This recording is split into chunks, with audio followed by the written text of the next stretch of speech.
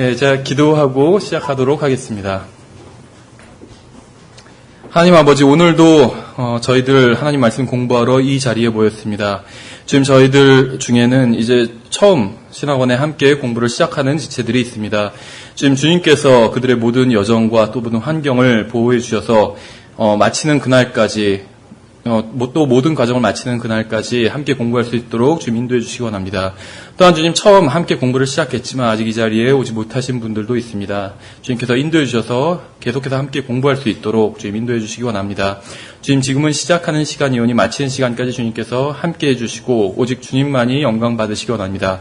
감사드리며 우리 주 예수 그리스도 이름으로 기도드렸습니다. 아멘.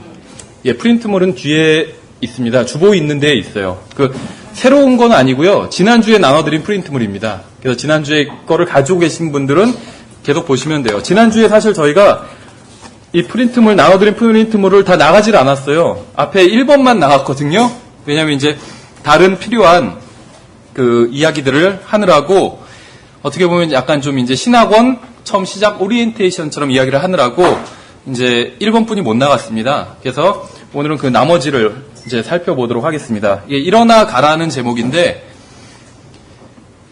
원래 이제 영어로 Arise and Go입니다. 이게 대부분 기본적으로 이제 제임스 낙스 목사님의 Witnessing이라는 증거라는 강의를 중심으로 준비를 했습니다. 그래서 지난번에 말씀드린 것처럼 아마 절반 정도는 제임스 낙스 목사님의 그 강의를 기본으로 하고 절반 정도는 이제 제가 여러 가지 필요한 것들을 더해서 진행하도록 하겠습니다. 이게 3년 전에도 개인 구령이란 강의가 있었거든요. 근데 그때는 절반 정도는 피터 러크만 목사님의 소울 위닝 레슨이라는 게 있었어요. 그래서 절반 정도는 그 강의를 기본으로 했고 나머지 절반은 또 필요한 걸 제가 넣었었는데, 이번에는 이제 피터 러크만 목사님 강의는 지난번에 했으니까 3년 전에, 이번에는 제임스 낙스 목사님의 위트니싱이라는 강의를 중심으로 살펴보도록 하겠습니다.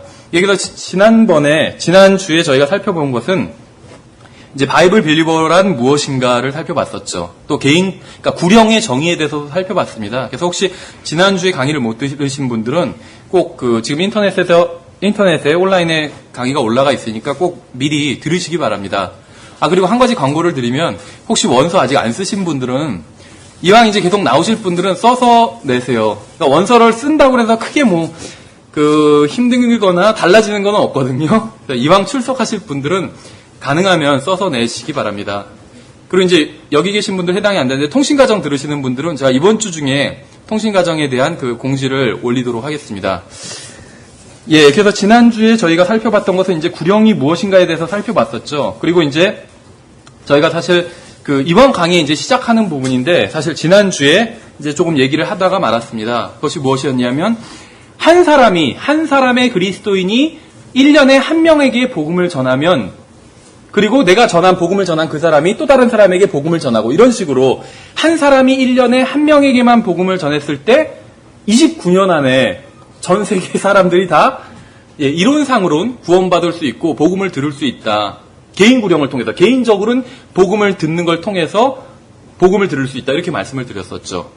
그러니까 그렇게 보면 평생 29명, 30명이 채 안 되는 29명만 복음을 전한다면 그리스도인들이, 그럼 온 세상에 있는 모든 사람들이 다 구원받을 수 있는 거예요. 그러니까 최소한 복음을 1대1로 복음을 들을 수 있다는 거예요.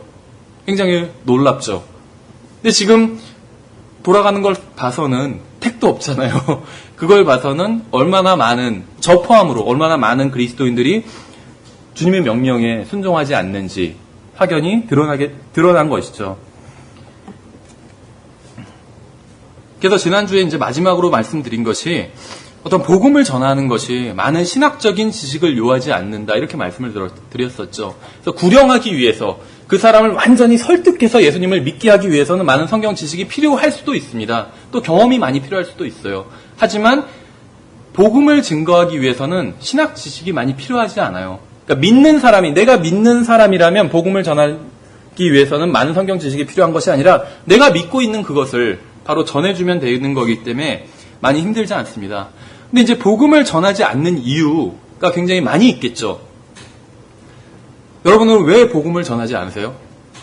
복음을 자주 전하세요? 매일 전하세요? 아니면 일주일에 지난 일주일간 복음을 전해보신 적이 있으세요? 지난 일주일간. 대부분은 아니라고 그래요. 근데 모르겠어요. 어떻게 보면 위로가 되는 걸 수도 있는데 미국에 있는 바이블 빌리버들, 킹제임 성경을 믿고 전천전주의 믿고 복음을 전해야 된다고 믿고, 그러니까 성경에 기록된 것을 문자적으로 다 믿는 바이블 빌리버들, 성경대로 믿는 사람들도 대부분이 복음을 전하지 않는다고 그래요. 그래서 제임스 낙스 목사님도 그 복음 증거에 대한 강의를 이제 자기 교회 성도들에게 하는 강의인데도 복음을 증거하지 않는다고 굉장히 질책을 많이 하더라고요. 그러니까 제가 아는 한 정말 간증도 훌륭하고 훌륭한 교임에도 불구하고 거기서도 복음 전하지 않는 사람들이 많았던 거예요. 막 질책을 하더라고요. 그런데 복음을 전하지 않는 이유가 참 많이 있는 것 같아요. 제가 저를 생각해보면 어떻게 보면 귀찮아서가 표면적인 이유인 것 같아요. 더 깊은 이유는 들어가 보면 뭐 다른 것들이 있겠죠. 가장 깊은 이유는 사실은 불신이라고 볼 수가 있어요. 우리가 나중에 살펴보겠지만. 근데 이제 표면적인 이유는 어떻게 보면 귀찮아서, 아니면 어떤 사람들은 이제 다른 외부 사람들한테 복음을 전할 때, 다른 사람, 모르는 사람한테 전할 때 그게 약간 좀 부끄러워서 복음을 전하지 않는다. 이렇게 얘기하는 사람들이 참 많이 있는 것 같아요. 그래서 자기는 성격이 참 내성적이라서 복음을 전하지를 않는다. 모르는 사람이랑 얘기하기가 참 쉽지 않다. 이렇게 얘기를 하는데, 근데 우리가 모르는 사람이랑 얘기하는 경우가 사실은 굉장히 많아요.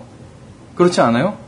특히 남자분들은 좀 덜한데 여자분들은 훨씬 더 많은 것 같아요. 그렇죠? 그래서 무슨 뭐 옷이 예쁘다느니, 이거 옷 어디서 샀냐느니, 제가 예전에 이제 있던 교회에서 거리 설교를 막 하고 형제들이 거리 설교하고 자매님들이 전도지를 나눠주는데, 어떤 전도지를 받으신 아주머니가 갑자기 오시더니, 전도지를 받고 지나가다가 갑자기 뒤돌아서 오시더니 어떤 자매님한테 이 코트 어디서 샀냐고 해서 뒤를 뒤집어서 막 상표를 확인하더라고요. 그러니까 모르는 사람끼리도 여자들은 그런 얘기를 자주 하더라고. 머리 뭐 괜찮다느니, 아니면 목걸이 예쁘다느니, 옷이 예쁘다느니. 남자들은 어지간해서 그런 얘기 안 하거든요. 여자들은 해요. 또 우리가 관공서에 가서도 예를 들면 그 주민등록 등본 한 통 띄워주세요. 이것도 모르는 사람, 아는 사람 아니잖아요. 그 관공서에 앉아있는 사람이. 모르는 사람과 얘기를 한다는 거죠. 그런 얘기가 굉장히 많아요. 뭐 그거 아니더라도 마트에 가서 물건을 사면서, 그렇죠. 점원과 모르는 사람이잖아요. 얘기해요. 얼마예요? 그럼 점원이 38,500원입니다 하면은 지갑에서, 그렇죠. 주머니에서 지갑을 꺼내서 종이를 줘요. 그렇죠. 그럼 그 사람이 또 거실로 줘요. 모르는 사람과 어떤 것을 건네고 얘기를 한다는 거예요. 간단한 대화를. 근데 이게 사실은 복음 전하는 것도 굉장히 비슷해요. 그렇죠. 주머니에서 전도지를 꺼내서 모르는 사람한테 주면서 읽어보세요. 그렇죠. 38,000원입니다 하면 여기 있습니다 하면서 세종대왕이 그려진 종이를 주는 거는 부끄러워하지 않는데, 하나님의 말씀이 기록된 종이를 주는 거는 부끄러워한다는 거죠. 그리스도인들이. 그거는 사실은 문제가 있는 거예요. 모르겠어요. 여러분들한테만 질책하는 게 아니라 저도 포함해서, 저도 강의를 준비하면서 이런 생각을 하니까 이건 참 문제가 있구나. 그렇죠. 다른 사람한테 세종대왕이 그려진 종이, 요즘은 이제 신사임당이죠. 신사임당이 그려진 종이를 줄 때는 당당해요. 그렇죠. 비굴하지 않잖아요. 그때는. 하나님의 말씀이 적힌 종이를 줄 때는 비굴해져요. 막 안 하고 안 주고 부끄러워하고. 그렇죠. 그러니까 우리가 세종대왕은 자랑스러워하는데 하나님의 말씀은 부끄러워한다는 거예요. 문제가 있는 거예요. 영적으로. 로마서 10장을 보시면, 한번 로마서 10장을 펴서 보세요. 로마서 10장에 보시면 8절부터 11절까지 굉장히 우리에게 도전을 주는 말씀입니다. 그런데 이 로마서 10장에 보면 8절부터 이제 쭉 시작이 되는데 대부분이 여기서 9절 아니면 10절까지 딱 끊어요. 그리고 그 다음 절은 싫어해요.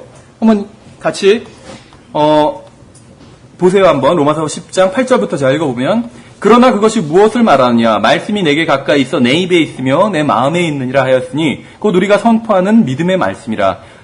이제 우리가 좋아하는 말씀이에요. 내가 만일 내 입으로 주 예수님을 시인하고 하나님께서 그분을 죽은 자들로부터 살리신 것을 내 마음속으로 믿으면 구원을 받으리니 사람이 마음으로 믿어 의에 이르고 입으로 시인하여 구원에 이르느니라 하고 아멘 하고 딱 덮어버려요.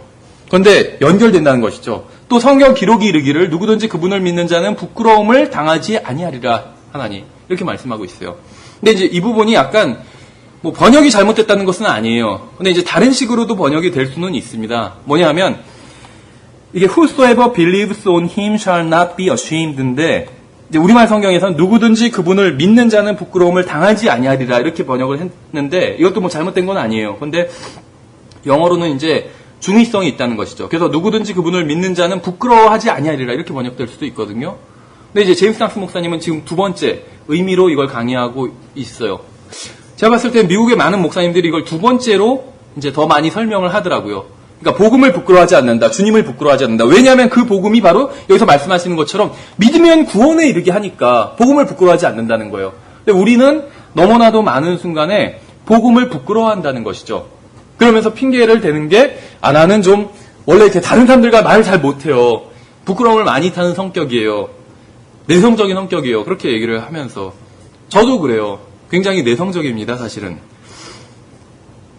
그런데 아무리 내성적이라 할지라도 마트에서 저도 이제 그 부모님과 떨어져서 살 때는 제가 해먹는 게 한계가 있기 때문에 이제 마트에 자주 갑니다. 그래서 이제 거의 즉석으로 해먹을 수 있는 것들을 많이 구매하는데 아니면 이제 거의 다 된 거를 이제 바로 사와서 집에서 먹는 거 이런 걸 많이 하는데 제가 좋아하는 것 중에 하나가 초밥이거든요. 근데 이 초밥이 초밥을 만들어서 4시간 동안 그 진열대에 있으면 안 되는 거 아시죠? 그래서 초밥이 처음 나오면 비싸요. 근데 이게 4시간이 딱 되면은 가격이 많이 떨어지면 40% 할인 막 이렇게 돼요. 근데 가격이 많이 싸져요. 그래서 이제 딱 시간을 대충 어느 정도 되면은 이제 이게 교체된다는 걸 알기 때문에 맞춰서 가요. 그럼 이제 그걸 맞춰서 오는 사람들이 있어요. 그럼 이제 경쟁자들을 물리치기 위해서 막 뛰어가서 하거든요. 사요. 부끄러움이 전혀 없어요, 그때는. 그렇죠. 그 만약에 또 마트에서, 대형 마트에서 갑자기 시간이 땡 되면은 갑자기 선착순 3명만 무슨 100원에 이 물건을 팝니다. 막 그런 거 할 때가 있잖아요. 고등어 한 마리를 선착순 3명 100원. 그럼 어떻게 돼요? 광고가 나오면? 막 정말 내성적이고 그런 분들도 막 카트를 밀고 뛰어가요, 다. 그렇잖아요. 그러니까는 자기 이익을 위해서는 내성적이고 뭐고 그런 거 다 없어요. 무조건 뛰어가고 그렇게 돼요. 그렇죠. 근데 복음에 관련돼서는 갑자기 다 막 내성적이 돼요. 별 이상한 짓을 다 하던 사람도 내성적으로 변한다는 거죠. 문제가 있다는 거예요. 근데 거기는 진짜 이유는 내성적인 것이 아니라 사실은 불신에 있습니다. 하나님 말씀에 대한 불신, 하늘나라에 대한 불신, 지옥에 대한 불신, 예수 그리스도에 대한 불신이 있는 거예요. 그렇죠. 성경에서 10절에 우리가 다시 보면 로마서 10장 이는 유대인과 그리스인 사이에 차별이 없기 때문이라 모든 사람 위에 계신 것 같은 주께서 자신을 부르는 모든 사람에게 부여하시니 누구든지 주의 이름을 부르는 자는 구원을 받으리라 이렇게 말씀하고 있죠. 여기서 핵심적인 부분이 이제 나옵니다.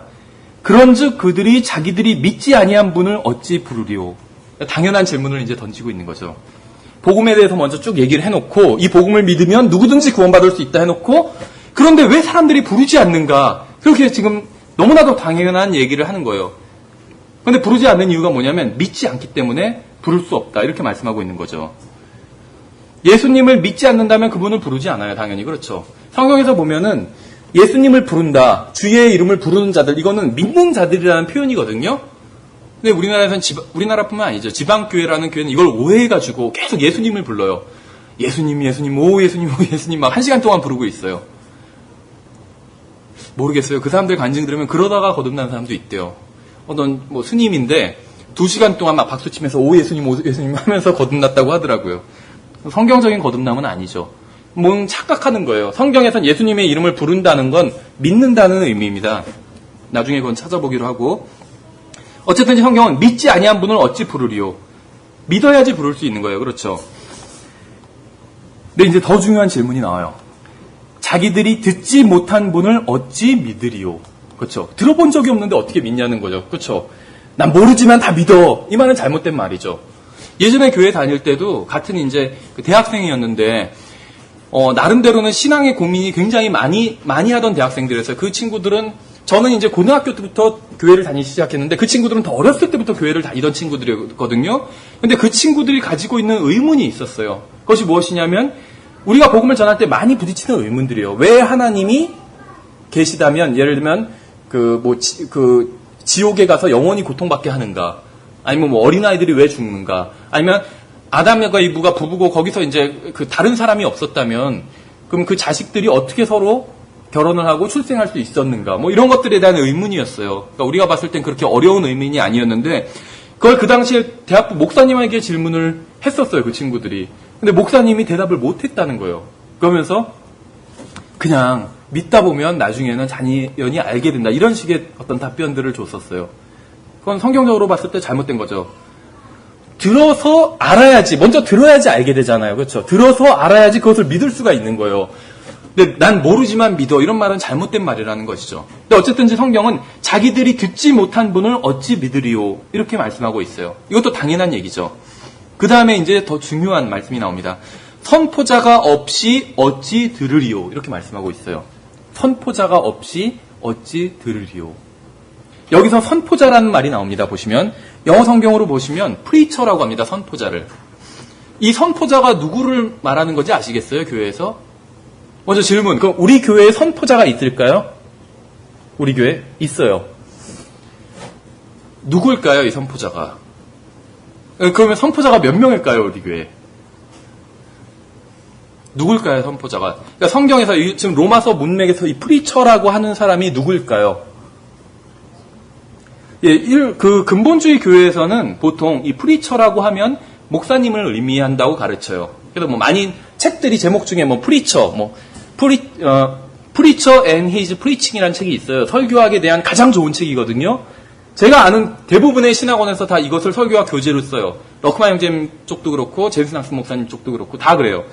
굉장히 좋은 책이고 설교와 또 목사에 대한 책입니다. 그래서 굉장히 좋은 책인데 여기서 이제 목사라는 의미로 프리처라는 말을 썼어요. 충분히 이해할 수 있습니다. 관용적으로 그렇게 많이 쓰기 때문에 그것이 잘못됐다는 건 아니에요. 지적하는 건 아닌데 성경에서 말씀하시는 프리처는 약간 의미는 다르다는 것입니다. 왜냐하면 성경에서 이제 프리처라고 하는 것을 여기서는 설교자라고 번역하지 않고 선포자라고 했죠. 근데 이 선포가 무엇이냐면 하나님의 말씀을 선포하는 거다. 물론 맞아요. 근데 더 구체적으로 보면 복음 선포입니다. 성경에서 항상 선포를 보면 그것은 복음 선포를 말하고 있어요. 그러니까 영어로 하면 프리치. 프리치라는 말은 뭐냐면 안 믿는 사람들에게 복음을 선포하는 것을 프리치라는 의미로 써요. 성경에선. 그러니까 성경에서 프리치라는 단어를 쓸 때는 안 믿는 사람, 믿는 사람이 아니라 안 믿는 사람에게 복음을 얘기해 주는 것. 막 소리를 지르는 게 아닐 수도 있어요. 그냥 조용히 얘기해 주는 것. 이것도 프리치예요. 나중에 그 예를 한번 살펴볼게요. 그래서 성경에서는 프리치가 복음 선포고 프리처는 복음을 선포하는 사람입니다. 복음. 근데 여기서 이제 영어에서 프리치라는 말에서 가스펠이라는 말이 없기 때문에 선포자라고 그냥 번역을 한 거예요. 그러니까 일단 번역은 굉장히 적절하다고 생각이 됩니다. 그래서 선포라는 의미가 무엇이냐면 복음 선포다 이렇게 보시면 돼요. 그러니까 우리가 이제 교회에서 믿는 사람들에게 설교를 하잖아요. 한국말로는 똑같아요. 설교가. 근데 믿는 사람에게 설교하는 것은 사실 성경적 의미에서는 뭐냐면 가르치는 것입니다. 가르치는 것. 그리고 믿지 않는 사람들에게 하는 것이 바로 선포입니다. 예, 그래서 여기서는 선포자가 누구냐 하면 모든 그리스도인들이에요. 모든 그리스도인들. 남자나 여자나 어린아이나 성인이나 상관이 없어요. 구원받은 모든 사람이 다 포함되는 거예요. 그러니까 우리 교회에 선포자가 있죠. 몇 명이냐? 우리 교회 130명이면 130명이 다 선포자인 것이에요. 성경에서는 목사라고 할 때는 패스터란 말을 씁니다. 성경에서. 그렇죠. 목자 아니면 비숍, 감독이란 말을 써요. 그래서 프리처가 목사는 아니라는 것이에요. 성경에서는. 근데 이제 근본주의나 보통은 이제 목사라고 알고 있는데 관용적으로 그렇게 쓰긴 하지만 성경적 의미는 조금은 다르다는 것입니다. 그래서 성경은 여기서 목사가 없이 어찌 들으리요 이렇게 말씀하고 있지 않아요. 아니면 복음 증거자가 없이 어찌 들으리요 이렇게 말씀하고 있지도 않아요. 복음 증거자라는 말도 성경에 있어요. 그것이 무슨 말이냐면 바로 이벤젤리스트입니다. 이벤젤리스트. 그럼 이벤젤리스트는 뭐냐? 미셔너리랑 비슷해요. 선교사. 그렇죠. 미셔너리란 말이 성경에는 안 나오잖아요. 선교사라는 말이 성경에 안 나와요. 근데 같은 의미의 말이 성경에 나오는 게 있는데 그것이 무엇이냐면 사실은 어포스틀입니다. 사도. 그렇죠. 왜냐하면 어포스틀은 이제 헬라에서 그리스어에서 나온 것이고 미셔너리는 라틴어에서 나온 거거든요. 뜻은 같아요. 보내심을 받은 자. 선교사가 보내심을 받은 자예요. 사도도 보내심을 받은 자. 주님의 보내심을 받았죠. 그런데 이 사도들 외에 보내심을 받은 자들이 또 있어요. 지역교회에서 파송한 사람들이. 그들이 누구냐면 바로 이벤젤리스트입니다. 이벤젤리스트. 그래서 이벤젤리스트는 신약성경에 서신서에 나오는 개념이에요. 이벤젤리스트. 그리고 지금도 이벤젤리스트가 있고, 이벤젤리스트는 꼭 해외에 가야 되는 사람이 아니에요. 해외에 갈 수도 있고 그냥 다른 지방에 갈 수도 있어요.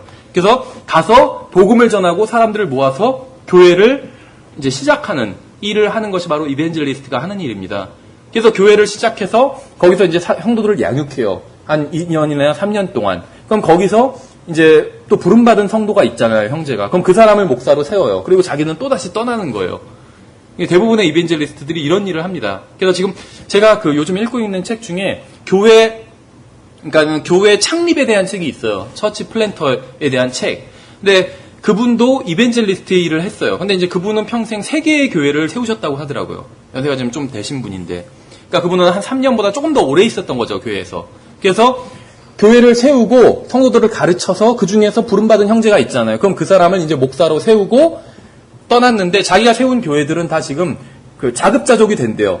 그러니까 어디에 지원도 받지 않고 혼자 교회가 돌아갈 수 있는 운영비와 뭐 인건비와 다음에 어떤 선교비와 이런 게 다 나오는 그런 교회로 성장시키고 떠난 거예요. 그러니까 그게 바로 이벤젤리스트의 일이라는 것입니다.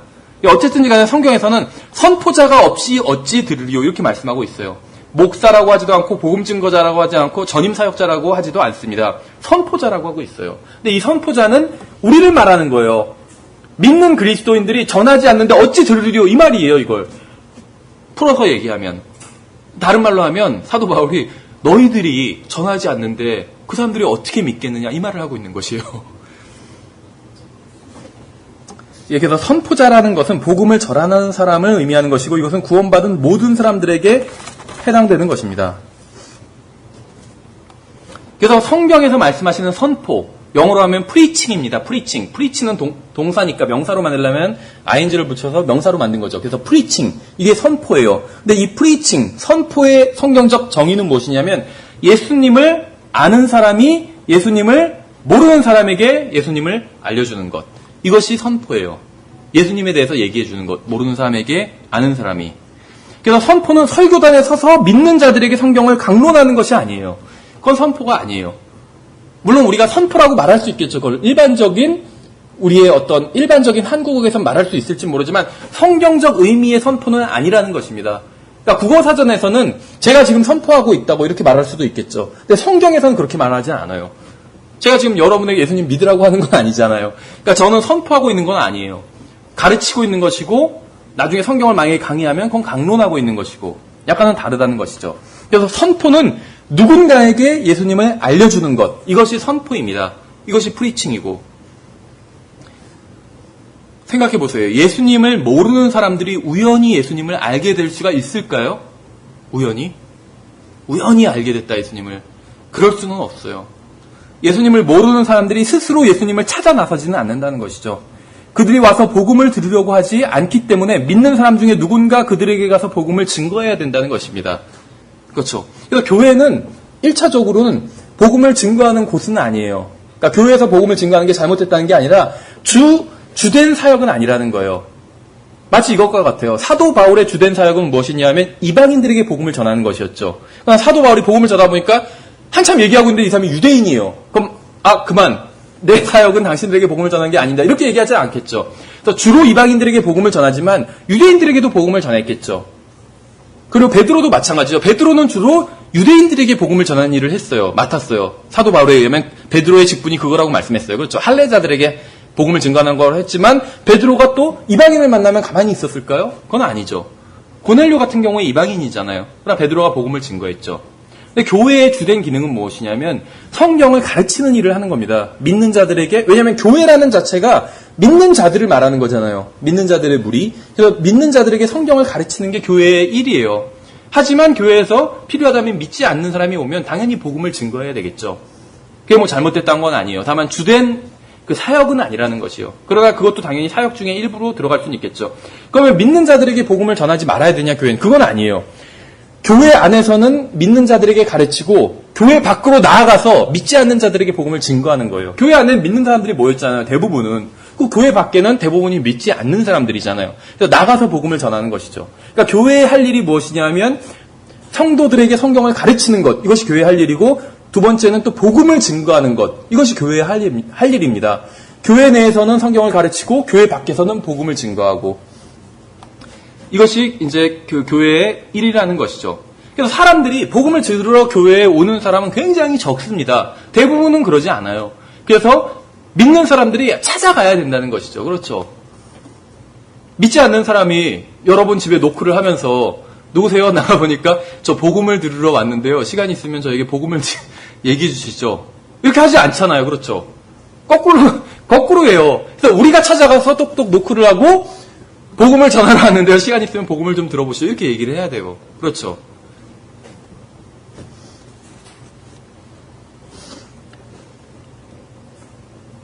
믿지 않는 사람들이 와서 복음을 들으려고 하지 않기 때문에 믿는 사람 중에 누군가가 그들에게 가서 복음을 증거해야 돼요. 근데 이 누군가가 누구냐 하면 믿는 사람 모두를 포함하는 거예요.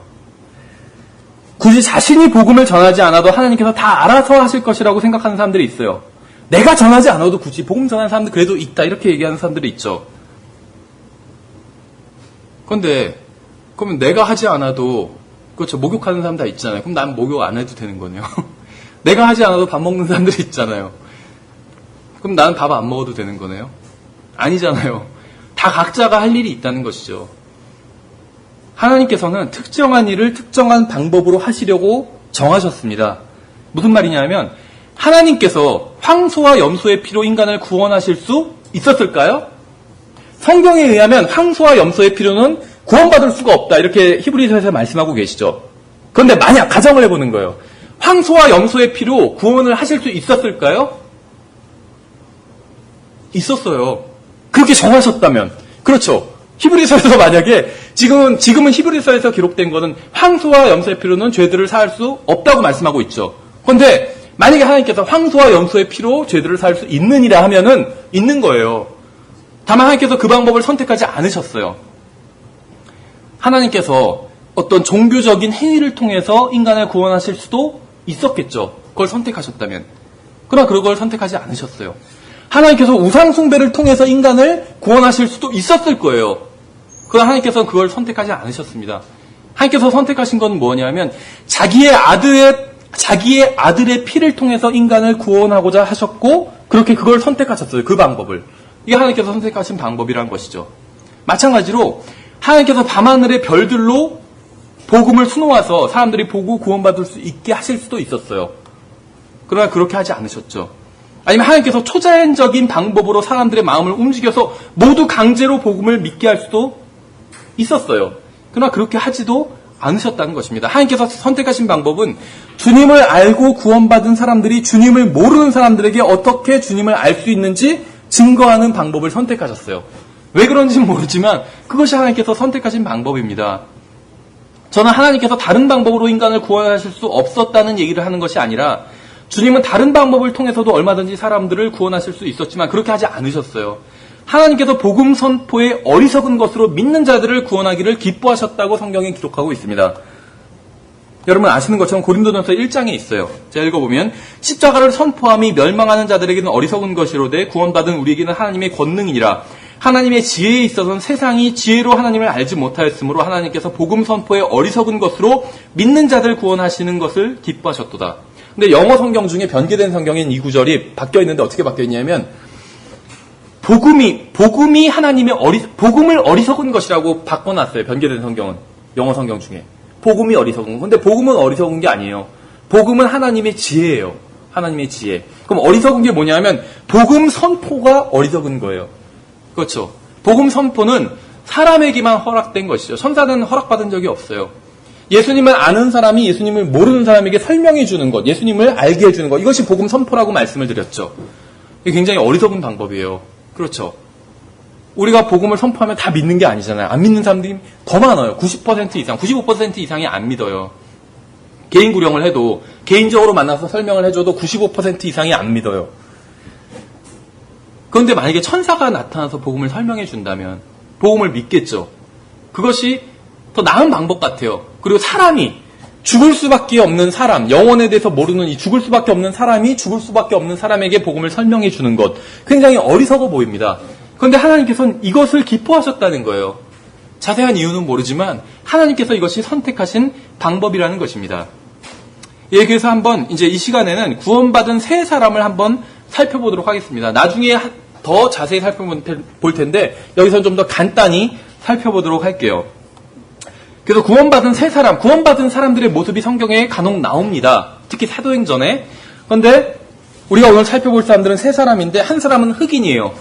또 다른 사람은 백인이에요. 마지막 한 사람은 동양 사람입니다. 그래서 우리가 먼저 살펴볼 사람은 흑인입니다. 누군지 아시겠죠? 이디오피아 사람이에요.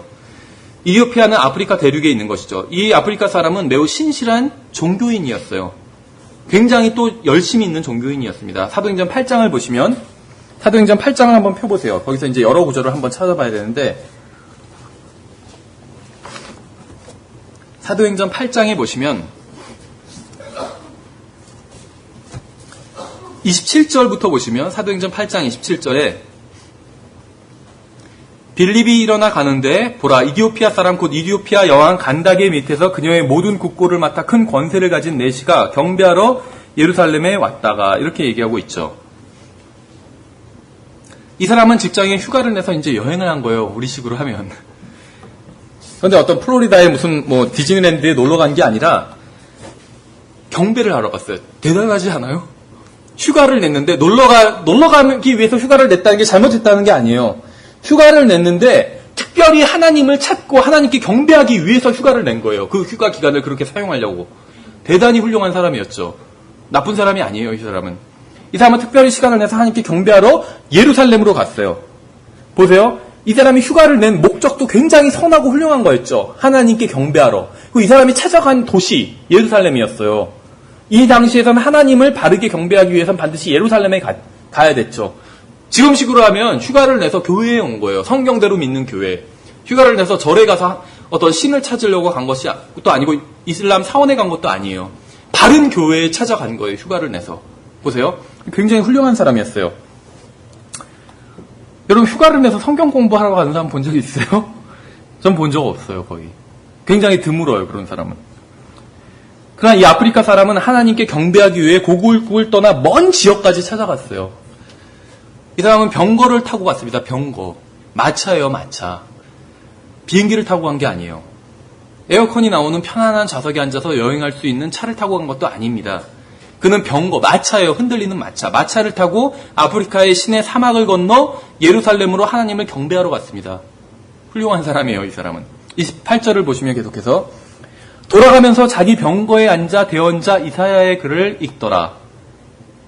이 사람이 이제 집에 가면서 성경을 읽으면서 가고 있었던 거예요. 그렇죠. 여러분들, 저도 이제 교회까지 올 때 전철에서만 1시간을 가야 되거든요. 뭐 하면서 오세요? 저도 주로 뭐 책을 읽거나 아니면은 뭐 보험상 같은 걸 듣거나 아니면 강의를 들으면서 와요. 근데 이 사람 쓸데없는 음악을 듣거나 잡담을 하면서 온 게 아니에요. 하나님께 경배하러 바른 장소에 가서 바른 동기로 갔어요. 그렇죠. 그리고 가고 오는 길에 또 성경을 읽으면서 갔어요. 변기된 성경도 아니에요. 바른 성경을 읽었어요. 훌륭한 사람이에요, 이 사람은. 그는 성경을 읽으면서 여행하고 있었죠. 그래서 오늘날로 치면 뭐 알렉산더 스코비가 녹음한 킹제임스 성경 카세트를 듣고 있었던 거랑 마찬가지라고 얘기를 하더라고요. 들어보신 적 있으세요? 알렉산더 스코비? 킹제임스 성경, 영어 킹제임스 성경 있잖아요. 이거를 읽은 그 녹음 테이프입니다. 지금 파일로도 있어요. 근데 이것을 알렉산더 스코비라는 사람이 읽은 게 가장 유명해요. 그러니까 성경 낭송 파일인데 영어 성경 낭송 파일이죠. 근데 왜 유명하면 이 사람이 킹제임스 성경 발음 그대로, 영국식 발음 그대로 읽은 거예요. 그래서 검색해보면 나와요. 이 알렉산더 스코비가 읽은 게. 이 사람 훌륭한 사람이었다는 것이죠. 이 이디오피아 내시는. 그래서 그는 바른 장소에서 하나님을 경배했고 바른 성경을 읽고 있었습니다. 32절을 보시면 그가 읽은 성경 기록은 이 부분이니 곧 그가 도살장으로 가는 양같이 끌려갔으며 털 깎는 자 앞에서 잠잠한 어린 양같이 자기 입을 열지 아니하였도다.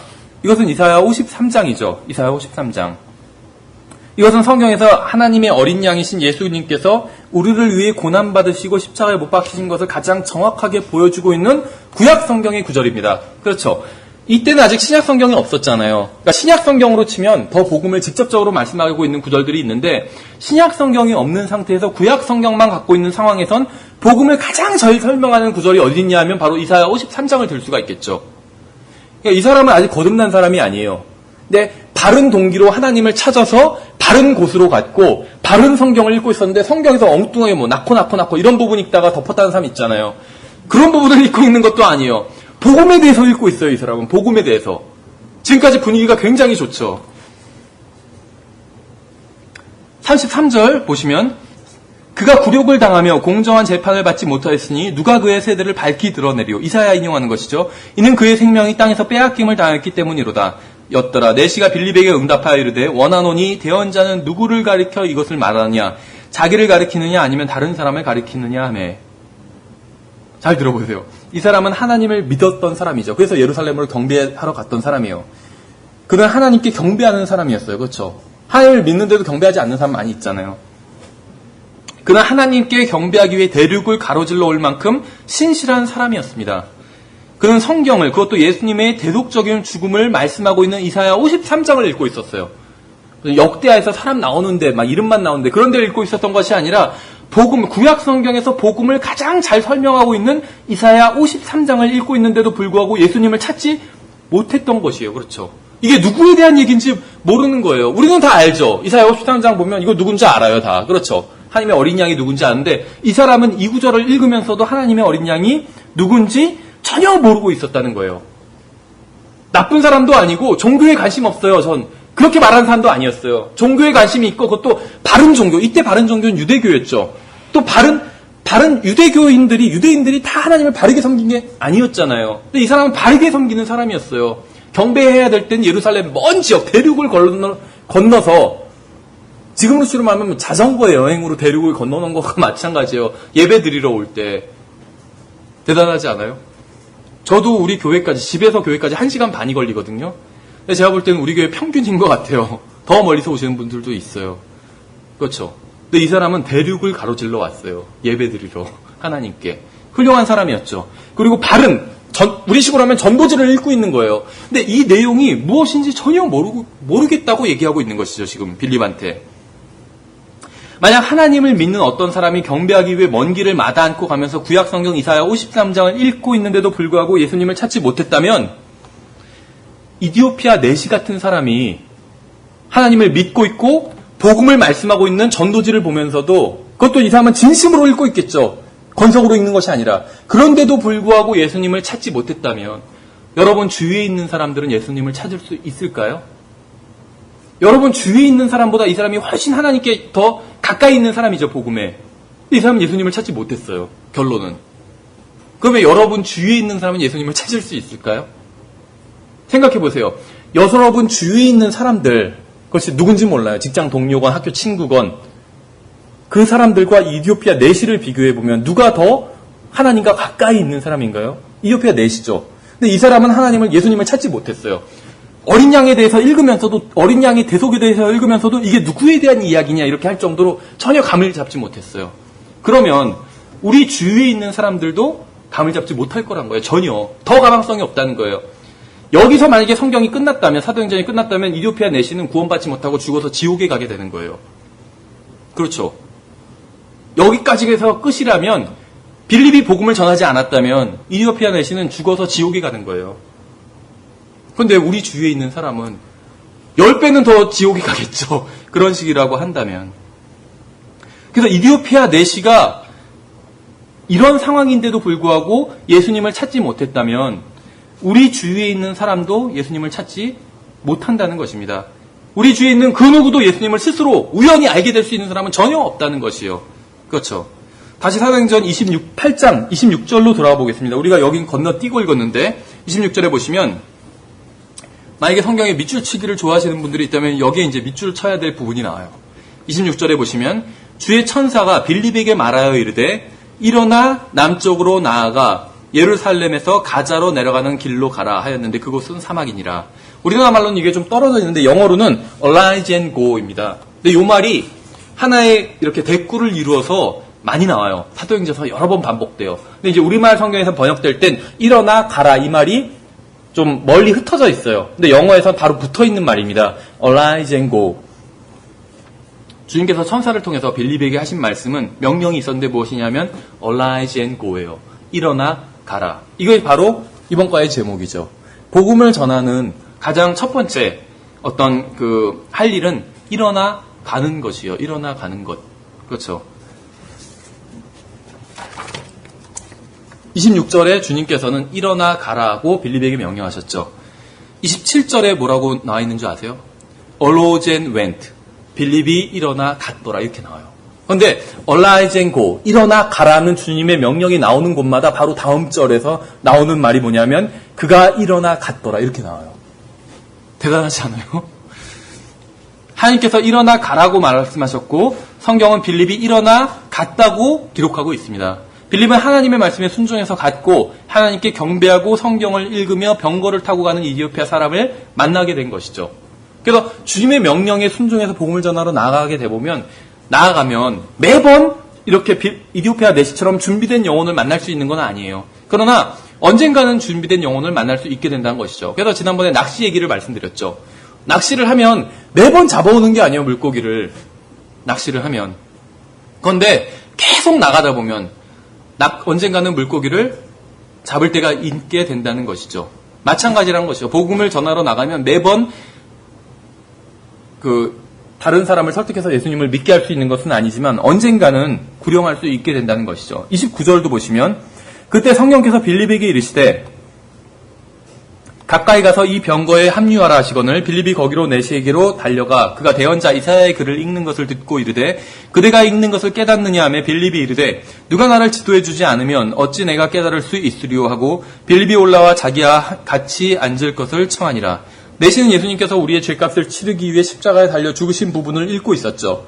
그는 예수님께서 우리를 죄에서 씻기시려고 피를 흘리고 죽으신 부분을 읽고 있었습니다.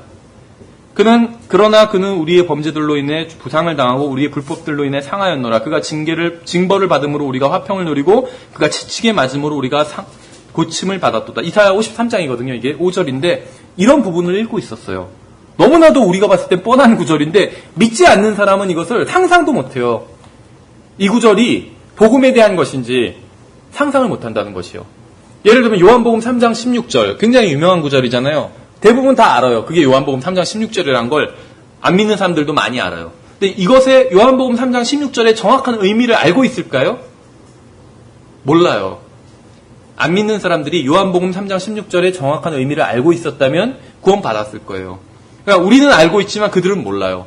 그렇게 유명한 구절인데도 불구하고. 그래서 설명해 줄 필요가 있다는 것이요. 마찬가지로 구약에서 이사야 53장은 복음을 증거하고 있는 말씀인데도 불구하고 누군가 설명해 주기 전까지는 굉장히 종교적이었고 구약 성경을 굉장히 익숙한 이 이디오피아 내시였는데도 불구하고 이디오피아 내시는 구약 성경이 익숙한 사람이었는데도 불구하고 복음을 이해하지 못했다는 것이죠.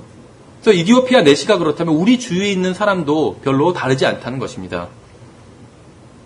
우리 이웃도 이와 비슷한 상태라는 것이요. 복음을 알지 못하는 상태고 스스로 하나님을 예수님을 찾아서 만나지 못하는 상태라는 것입니다. 예, 계속해서 35절을 보시면 35절에 보시면 이에 빌립이 자기도 바쁜 관계로 그냥 자기 길을 가버리더라. 이게 기록하지 않았죠. 이에 빌립이 선한 삶을 살면서 내시에게 좋은 인상을 심어주려고 애쓰더라. 이렇게 말씀하지도 않아요. 이에 빌립이 다음 주에는 자기가 다니는 교회에 꼭 나오라고 하더라. 이렇게 말씀하지 않아요. 성경은 이에 빌립이 입을 열어 이렇게 말씀하고 있어요. 입을 열었다고. 이것이 바로 성경에서 말씀하시는 복음 증거인 것입니다. 그래서 하나님께서는 일어나 가라 이렇게 말씀하시면 일어나 가서 입을 열어서 복음을 증거하는 것. 이것이 성경에서 말씀하시는 복음 증거예요. 이것은 모든 그리스도인들이 다 해야 하는 일입니다. 그렇죠. 성경에서는 명령들이 나와요. 우리가 우상을 숭배하면 안 되죠. 10계명이 구약 성경에 있는 10계명인데 이것이 하나만 빼곤 그리스도인들에게도 다 해당되는 거 아시죠? 10계명이 그대로 신약 성경에서 반복이 돼요. 그리스도인들에게. 그러니까 빠진 거 하나가 무엇일까요? 안식일에 대한 것이 안식일. 그렇죠. 그리스도인은 안식일을 지킬 필요가 없어요. 그렇죠. 그런데 부모를 공경해야 돼요. 그리스도인도. 그렇죠. 우상을 숭배하면 안 돼요. 하나님의 이름을 거짓되이 불러서도 안 돼요. 그러니까 10계명의 나머지 9계명은 그리스도인들에게 그대로 해당이 됩니다. 이것을 어기면 죄를 짓는 거예요. 그렇죠. 지옥에 가는 것은 아니지만 죄를 짓게 되는 것이에요. 하나님께. 그러나 이 10계명뿐만 아니라 성경에서 많은 권면이 있고 또 명령이 있습니다.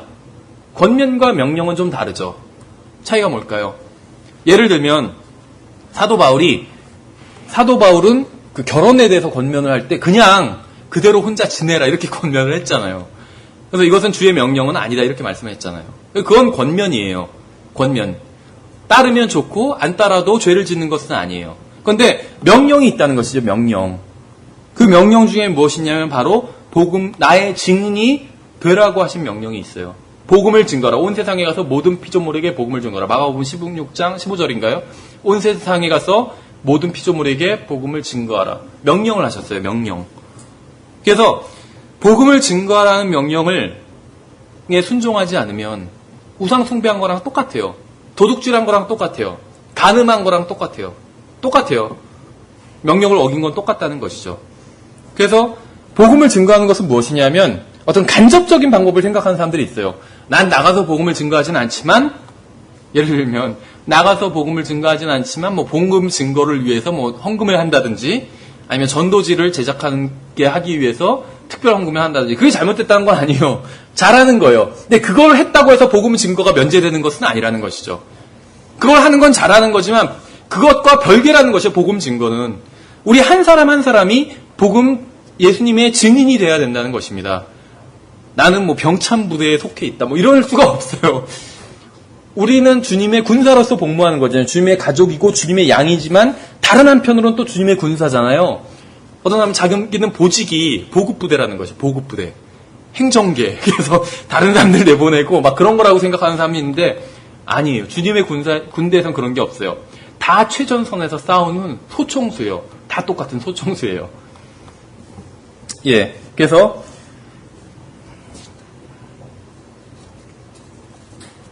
성경에서는 빌립이 입을 열어서 복음을 증거했다고 합니다. 그러니까 선한 삶의 간증을 보여주는 것, 이것이 잘못됐다는 것이 아니에요. 그것은 필요해요. 특히 밖에 나가서 우리가 모르는 사람에게 복음 증거할 땐 그것이 그렇게 많이 필요하지는 않아요. 그냥 복음을 증거하면 되죠. 그런데 아는 사람에게 복음을 증거할 땐 선한 간증이 필수적으로 필요하다는 것이죠. 그렇죠. 내가 사는 거는 내 조그만 이익을 위해서 거짓말도 서슴지 않고 하고 막 사기도 치고 이러다가 갑자기 그 상대방한테 그런데 예수님 믿으셔야 돼요. 그럼 그 사람이 믿겠어요? 너나 잘해 그러지? 그래서 좋은 간증이 필요하다는 것이죠. 좋은 간증이. 그래서 좋은 간증을 갖는 건 필수입니다. 나를 아는 사람, 내 친구, 내 직장 동료에게 복음을 전하기 위해선 좋은 간증이 필수적으로 필요해요. 그러나 그것으로 복음을 전하는 것은 아니라는 것이요. 그것은 복음을 증거하기 위한 어떤 전제 조건에 해당되는 것이지.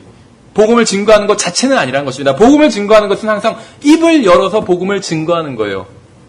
입을 열어서 복음을 증거하는 것. 그래서 좋은 간증을, 입을 열어서 복음을 증거하는 것을 내가 증거하는 복음을 상대방이 더 잘 받아들이게 하기 위해서 좋은 간증이 필요한 것이죠.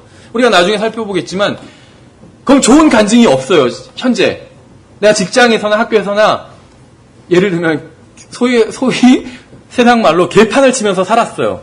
좋은 간증이 없어요. 그럼 어떻게 해야 될까요? 그래도 복음을 증거해야 돼요. 그래도. 그런 예가 성경에 나와요. 왜 그런 줄 아세요? 하나님의 말씀은 능력이 있기 때문에 그래요. 그 자체에. 성경에서 그런 예가 나와요. 우물가의 여인. 그렇죠? 우물가의 여인. 이 여자 보통 여자가 아니에요. 보시면은 남편이 5이었다고 그랬어요. 예수님이. 남편을 5번 갈아치운 거예요. 대단하지 않아요? 이 사람이 좋은 간증이 있었을까요? 아, 그 우물가의 여인 하면서 사마리아에서 다 좋아했을까요? 훌륭하지 이렇게 얘기했을까요?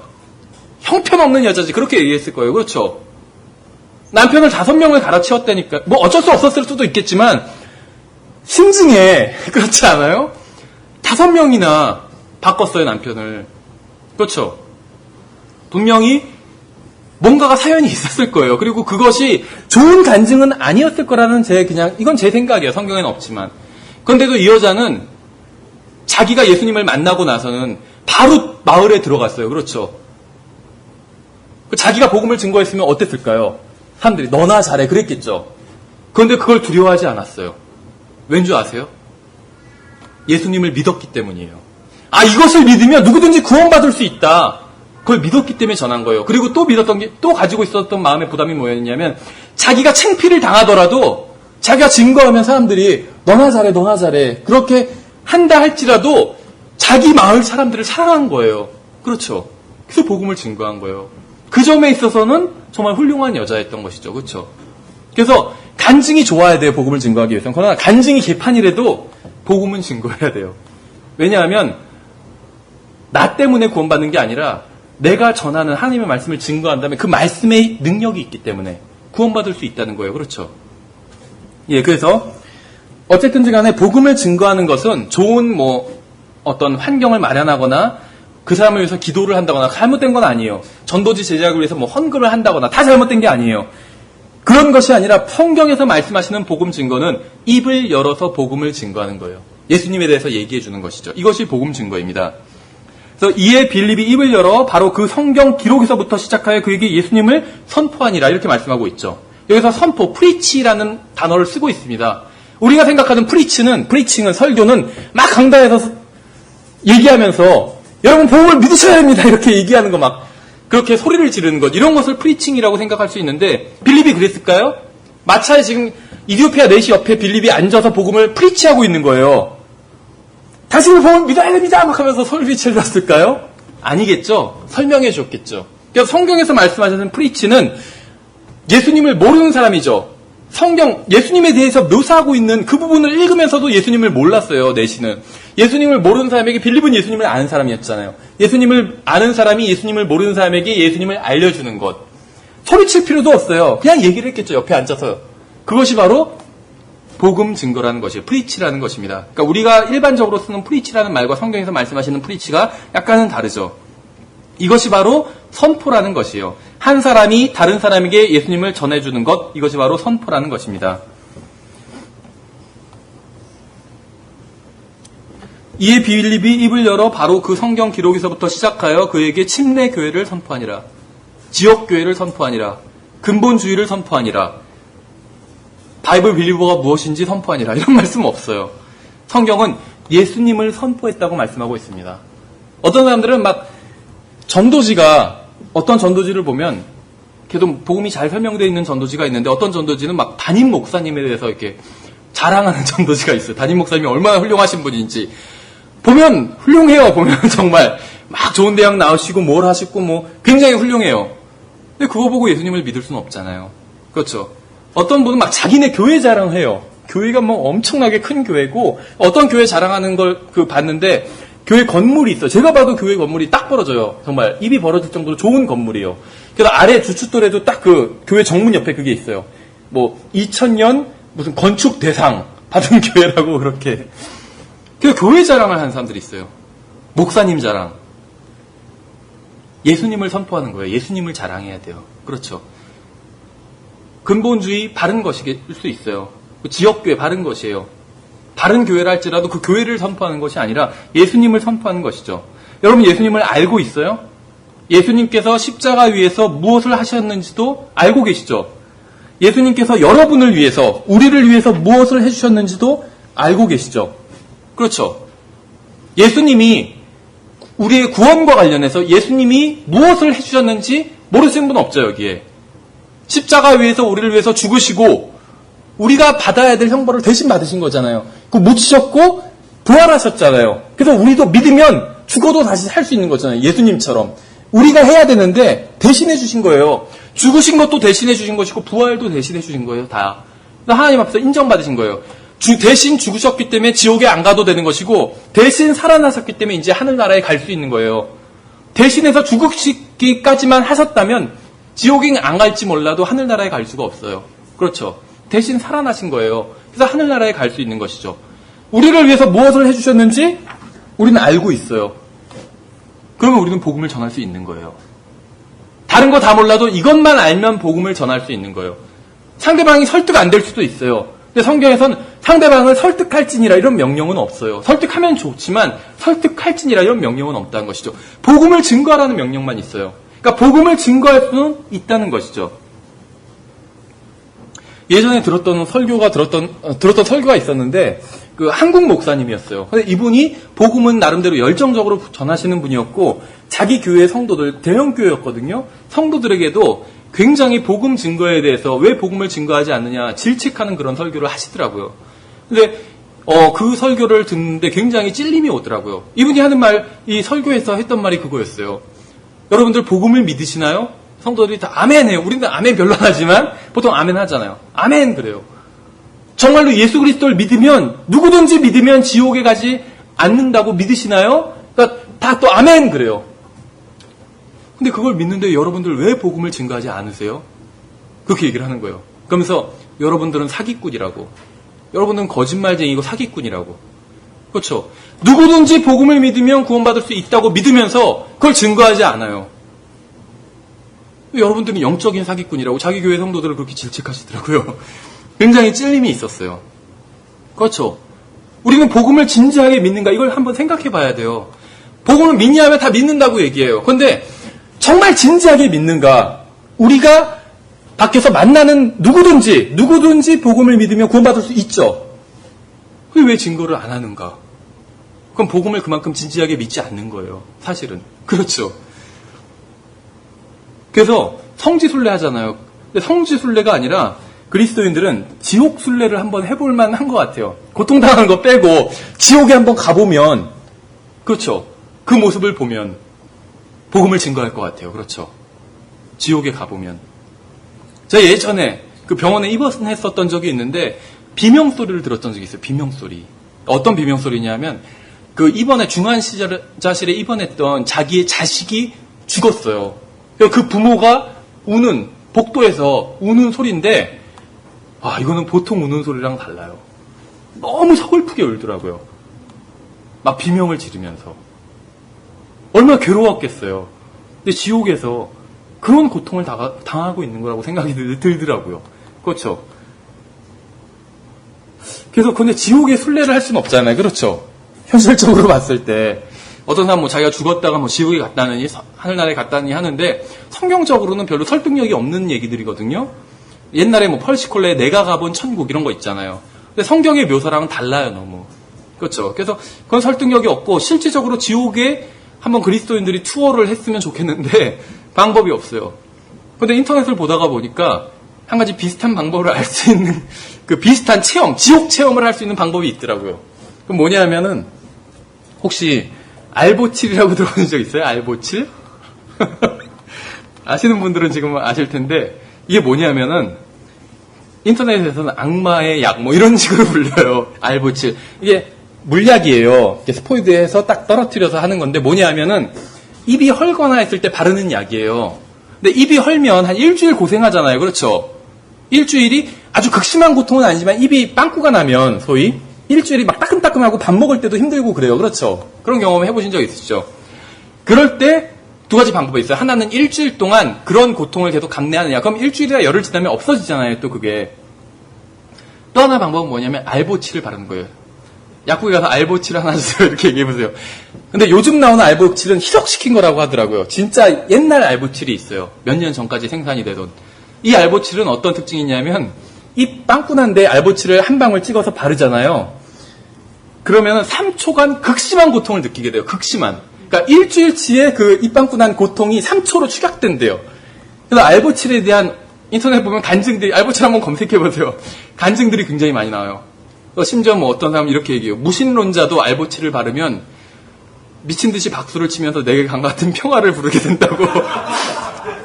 지옥 체험이라고 얘기를 하더라고요. 그런데 극심한, 동영상도 있어요. 입이 헌 어떤 자녀가 있는데 부모가 이거 고쳐야 되잖아. 그거를 계속 밥을 잘 못 먹으니까. 그래서 이거 바르면 낫는다 하면서 바르려고 하는데 애는 막 불안불안해. 그게 뭔지. 그래서 부모는, 그러니까 아버지가 바르던데 괜찮다 하고 애가 이제 괜찮은 줄 알고 딱 입을 벌려서 딱 발랐어요. 바르자마자 바로 1초 후에 바로 반응이 와요. 3초간 막 지옥에서 고통당한 것처럼 막 발광을 해요, 진짜. 그러다가 이제 그게 끝나거든요. 3초 만에 고통을 끝내주고 그러니까 지지는 거예요. 그래가지고 그 구멍을 그냥 메꿔버려요. 지져가지고. 그래서 고통이 없어져요. 알보칠 한번 검색해보시면 많은 그 정보를 얻으실 수가 있어요. 예. 그래서 좀 지옥을 투어해봐야 되지 않나. 지옥의 고통을 입이 빵꾸 나면요 그냥 참지 마시고 알보칠을 원액을 달라고 하세요. 약국 가서. 그러면 이제 약사가 회심의 미소를 지으면서 줄 거예요. 그러면 이제 지옥의 고통이 어떤 것인지 조금이나마 깨닫게 되지 않을까, 그 3초간은. 그런 생각이 들더라고요. 예, 그래서 36절에 그들이 계속해서 길을 가다가 물 있는 곳에 이르매 내시가 이르되 보라 여기에 물이 있으니 무엇이 내가 침례받는 것을 방해하려 하매. 만약 개혁성경이나 NIV가 읽고 있으면 빌립이 할 말이 없겠죠. 그 다음 절이 37절이 빠져 있잖아요. 변기된 성경에. 성경에서는 빌립이 이르되 만일 그대가 마음을 다하여 믿으면 받을 수 있느니라 하니 내시가 응답하여 이르되 예수 그리스도께서 하나님의 아들이심을 내가 믿노라 하니라. 그가 명령하여 병거를 멈추게 한 뒤 빌립과 내시가 둘 다 물속으로 내려가니 빌립이 내시에게 침례를 주니라. 이렇게 끝나죠. 이유피와 내시는 예수님을 믿고 있었지만 예수님을 모르고 있었습니다. 그는 하나님께 경배를 했지만 예수님은 모르고 있었어요. 성지순례를 하고 성경을 읽고 있었지만 예수님은 모르고 있었어요. 그는 성경에서 구원에 관해 말씀하고 있는 부분을 읽고 있었지만 예수님을 찾지는 못했습니다. 그래서 주님께서는 예수님을 아는 사람에게 빌립이죠. 일어나 가라고 말씀하셨고 그리고 그는 주님의 말씀에 순종해서 일어나서 갔습니다. 그러자 예수님을 모르던 사람이 예수님을 알게 되었죠. 이것이 복음이 전파된 과정이에요. 복음을 증거한 사람이 입을 열어서 얘기해 주었기 때문에 예수님을 알게 된 것이요. 이것이 바로 흑인이 구원받은 방법입니다. 이제 백인이 구원받은 방법을 볼게요. 사도행전 10장에 보시면 1절부터 2절 보시면 됩니다. 사도행전 10장의 고넬류 이야기죠. 가이사랴에 고넬류라는 어떤 사람이 있었는데 그는 이탈리아 부대라 백인이에요. 이탈리아 부대에 소속된 사람이었고 백인이었어요. 코카서스인, 그렇죠. 인종적으로 보면 하는 부대의 백부장이더라. 그는 독실한 사람이요. 자기의 온 집과 함께 하나님을 두려워하는 사람으로 백성에게 구제물을 많이 주고 항상 하나님께 기도하더라. 제가 봤을 때 이 사람은 이디오피아 내시보다 훨씬 더 훌륭한 사람이었어요. 이 사람은 독실한 사람이었어요. 독실하다. 구원받은 사람들 중에서도 독실하지 않은 사람이 많아요. 그렇죠. 독실한 사람 찾기가 힘들어요. 근데 이 사람은 독실한 사람이었어요. 그리고 그는 하나님을 두려워하는 사람이었대요. 구원받은 사람 중에서도 하나님을 두려워하지 않는 사람 많아요. 그렇죠. 구원받았다고 해서 다 하나님 두려워하는 게 아니에요. 하나님 두려워했으면 하나님의 명령을 다 지켰겠죠. 하나님을 두려워하지 않고 우습게 보니까 하나님의 명령을 지키지 않는 거예요. 그렇죠. 근데 이 사람은 하나님을 두려워하는 사람이었대요. 제가 봤을 때는 대부분의 그리스도인보다 훨씬 더 그리스도인적인 삶을 살던 사람이었어요. 다만 구원만 받지 못했을 뿐이었죠. 그런 자신만 하나님을 두려워했던 것이 아니라 자기의 온 가족이 하나님을 두려워하도록 했었어요. 이것도 훌륭한 사람이었죠. 생각해보세요. 여러분 자녀가 있어요. 근데 자녀까지도 하나님을 신실하게 믿게 만드는 게 너무 힘든 일이잖아요. 그렇죠?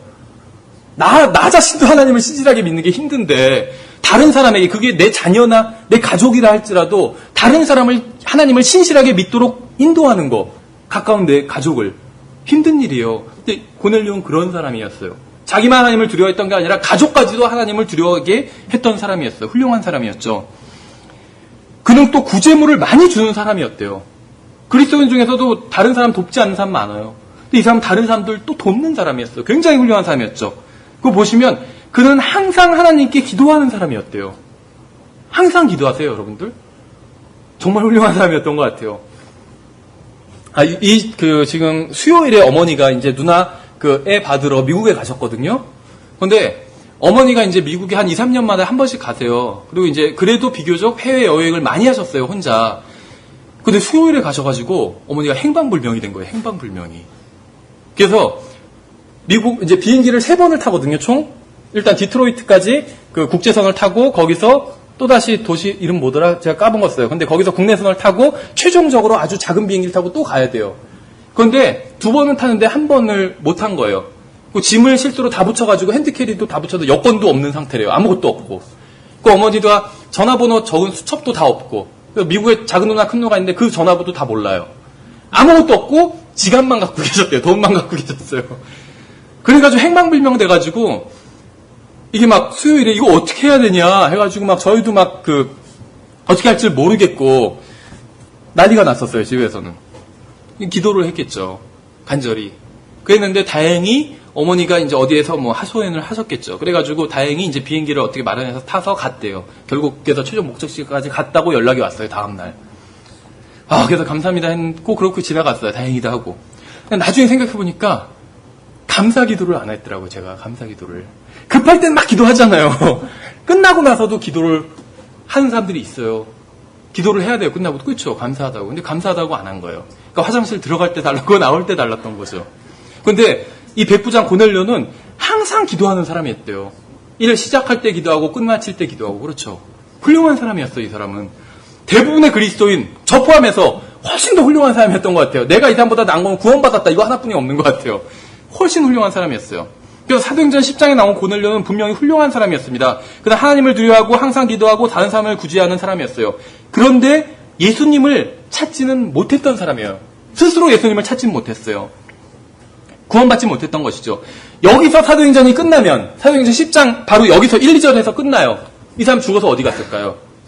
지옥에 갔어요. 지옥에. 그렇죠.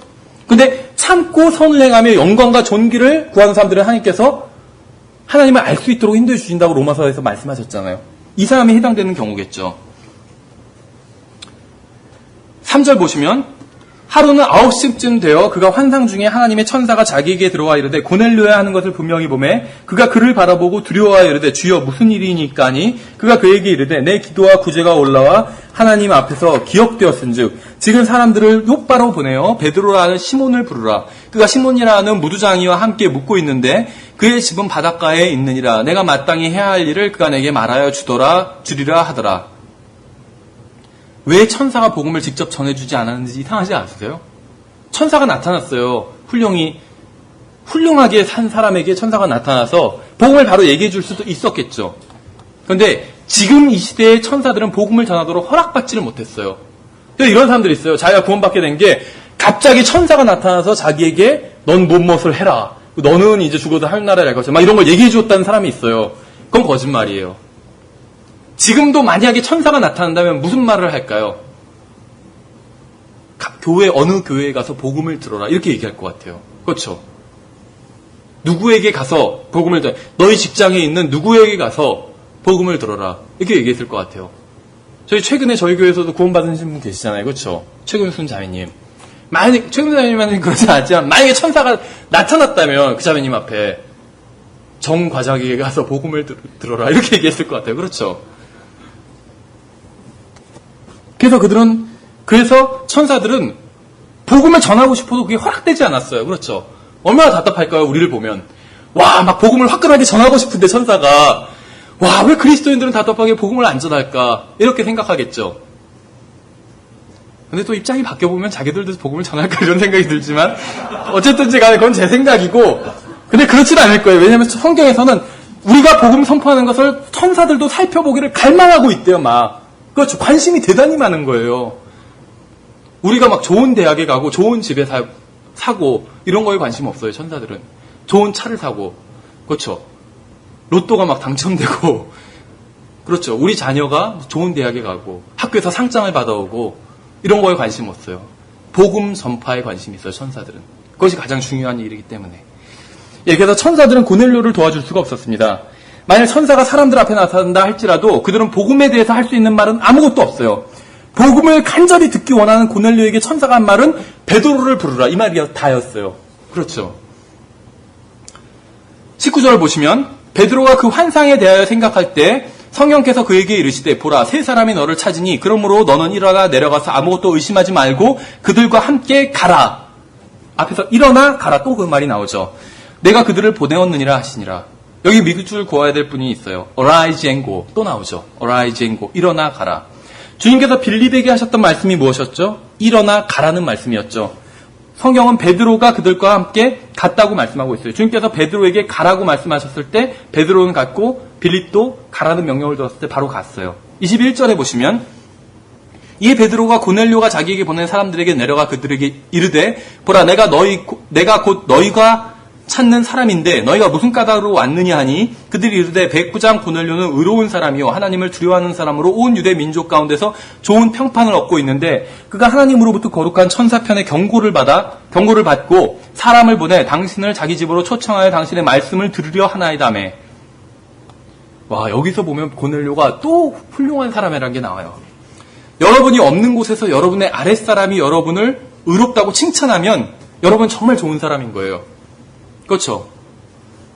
왜 그러잖아요. 저는 또 물론 회사 생활을 안 해봐서 모르겠어요. 제가 직장 생활을 했던 거는 교회가 다 했어요. 우리 교회 말고 이전 교회. 그리고 지금도 우리 교회에서 이제 파트로 일하고 있고 이전 교회에선 이제 전임사역자로 일을 했었습니다.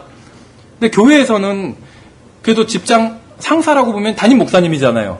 근데 뭐 담임 목사님 욕은 안 하잖아요. 그렇죠. 그러면 나오게 되지. 그렇죠. 그런데 일반적으로 직장인들이 직장 상사 욕을 할까요, 안 할까요? 해요. 그렇죠. 그게 안주라고 그러잖아요. 술 마시러 가면.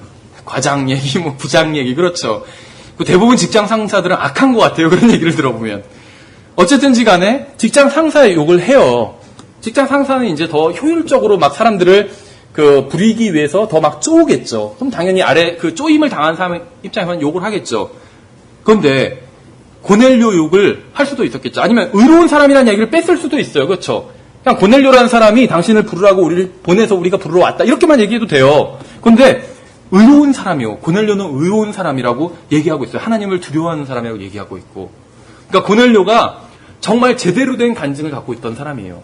직장, 이 사람의 하인들, 종들, 한마디로 말하면 고넬료의 직장 부하들도 고넬료가 없는 자리에서 막 칭찬을 하는 거예요. 그렇죠. 정말 훌륭한 사람이었어요.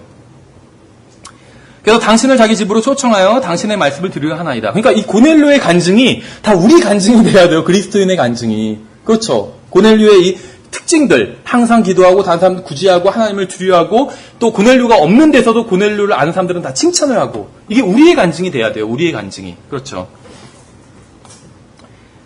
당신을 자기 집으로 초청하여 당신의 말씀을 드리려 하나이다. 이게 바로 로마서 10장에서 하신 말씀이죠. 10장 14절에서. 전파하는 자가 없으니까 이제 전파하는 자를 부르러 온 거잖아요. 그렇죠. 이에 베드로가 그들을 불러 그들을 묵게 하고 이튿날 그들과 함께 가니 요빠에서 온 어떤 형제들도 그와 함께 가니라. 그 다음날 그들이 가이사랴에 들어가니라. 고넬료가 자기 친척들과 가까운 친구들을 함께 부르고 그들을 기다리더라. 베드로가 들어올 때 고넬료가 그를 맞이하여 그 발 앞에 엎드려 그에게 경배하거늘. 그렇죠. 로마 카톨릭에서는 베드로를 첫 번째 교황이라고 그러잖아요. 그래서 사람들이 교황한테 경배를 하잖아요. 보면 그렇죠. 베드로가 교황은 아니지만 교황이라고 우기니까 교황이라고 치고 경배를 받았을 때 베드로가 어떻게 했나요? 베드로가 경배를 받더라. 이렇게 안 하잖아요. 베드로가 그를 일으켜 이르되 일어서라 나도 사람이라 하거늘. 전 교황 중에서 이렇게 얘기하는 교황은 한 명도 못 봤어요. 경배하면 딱 받아요. 근데 그게 얼마나 뻔뻔스러운 일인지. 그렇죠. 경배를 받아요. 그런데 여기서도 고넬료의 훌륭한 점이 나와요. 뭘까요? 고넬료가 이제 사람을 불렀죠. 복음을 전하려고. 그러니까 혼자만 들은 것이 아니라 자기 친척들과 가족, 친척들, 친구들까지 다 불렀어요. 그래서 다 함께 복음을 들으려고. 훌륭하죠. 근데 이게 왜 훌륭하냐 하면 여러분들은 누가 말씀을 증거하겠다고 해서 가족들, 친척들, 친구들 다 부를 수 있으세요? 그럼 다 와요? 여러분 말 믿고 듣고? 성에서 룻이 나오잖아요. 룻이 아니라 롯이. 롯이 하나님의 심판이 있을 것이니까 이제 떠나야 된다 했을 때 사위들이 농담하는 자로 여겼대잖아요. 농담으로. 그렇죠? 장인어른 왜 이러세요? 그랬겠죠. 롯이 진지한 사람이라는 진지한 하나님의 자녀라는 간증이 없었던 거예요. 다 무시한 거예요. 그러니까 롯. 그렇죠. 고넬료도 만약에 그러지 진지한 사람이 아니었다면, 간증이 없었다면 오늘 중요한 메시지를 우리가 들어야 되니까 다 모여라. 친척들한테 다 연락을 했겠죠. 왔겠어요, 친척들이? 안 왔겠죠. 저도 그런 것 같아요. 제가 친척들을 다 모아서 중요한 얘기를 해야 되니까 한번 모이세요 하면 안 모일 것 같아요. 이런 간증이 없는 거예요. 근데 고넬료는 이것만 봐도 너무 훌륭한 사람이었어요. 이 사람이 평소에 얼마나 훌륭했고 얼마나 진지한 사람이었으면 다 모이려고 했을 때 다 모인 거잖아요. 한 자리에. 가족, 친척, 친구들까지 다 모였어요. 훌륭한 사람이었죠. 그래서 이제 나옵니다. 이에 베드로가 고넬료의 집에 모인 사람들에게 무엇을 했는지 보면 34절에 이에 베드로가 입을 열어 말하되 이렇게 나와요. 입을 열어 말하되. 그렇죠. 사도행전 8장에서도 나오죠. Arise and go. 일어나 가라 했을 때 빌립은 일어나서 갔고 입을 열어 말했어요. 여기서 마찬가지예요. 일어나 가라니까 일어나 갔고 입을 열어 말했어요. 베드로는 그들에게 복음을 전했던 것이죠. 예수님께서 죽으시고 부활하심을 전했던 것입니다. 44절에서는 성령님께서 그들에게 임하셨다고 기록하고 있는데 바로 그들의 베드로의 증언을 듣고 믿었기 때문에 임하신 것이죠. 성령님께서. 그래서 사도행전 10장에 나온 백인이 어떻게 구원받은지 보시면 예수님을 아는 어떤 사람이 베드로죠. 예수님을 모르는 사람에게 고넬료에게 가서 예수님이 누구시며 어떻게 하면 구원을 받을 수 있는지 알려주었기 때문에 구원을 받게 된 것이요. 한 가지 질문을 하면 만일 하나님을 두려워하고 아이들도 하나님을 두려워하도록 키우고 다른 사람들을 구지하고 하나님 앞에서 의롭게 살았던 사람이 예수님을 찾지 못하고 구원받지 못했다면 여러분 동네에 사는 모든 사람들도 예수님을 찾지 못할 거예요. 그렇죠? 고넬료가 얼마나 훌륭한 사람이에요. 근데 이 사람이 만약에 여기서 베드로가 일어나 가라 했는데 싫은데요? 그랬다면 아니면 그냥 베드로가 계속 잠을 자더라 하면서 그냥 일어나지 않고 자기 할 일을 하더라 했다면 고넬료는 구원받지 못했겠죠. 그럼 우리 주위에 고넬료도 구원받지 못했다면 스스로 예수님을 찾지 못했어요. 고넬료가 제가 말씀드린 것처럼 굉장히 훌륭한 사람이었지만 스스로 예수님을 찾지는 못했었죠. 그래서 베드로가 필요했어요. 복음을 전할 도구가 필요했던 것이죠. 베드로라는. 그렇다면 우리 동네에 사는 사람들, 우리 주위에 사는 사람들도 마찬가지겠죠. 스스로 예수님을 찾지 못할 거라는 거예요. 고넬료보다 훌륭한 사람은 없어요. 제가 알기에. 우리 주위에. 그렇죠. 고넬료가 구원받지 못했다면 우리 주위에 있는 사람도 아무도 구원받지 못한다는 거예요. 누군가 복음을 전하지 않는다면. 그렇죠. 주님께서 빌립에게 가라고 하셨고 빌립은 그 말씀대로 가서 입을 열어 복음을 증거했을 때 누군가 구원받았습니다. 베드로에게 가라고 주님께서 명령하셨고 베드로가 그 말씀대로 가서 입을 열어 복음을 증거했을 때 누군가 구원받았죠.